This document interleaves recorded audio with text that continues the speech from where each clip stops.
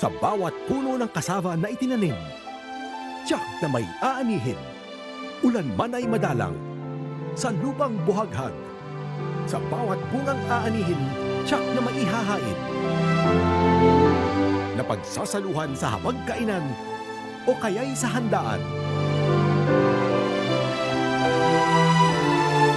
Sa bawat dahon, may bagong pag-asa. Pagkain ng pamilya.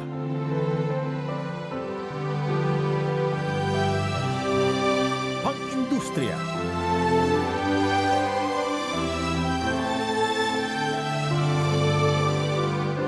Ngayon at bukas. Kasaba, bagong pag-asa.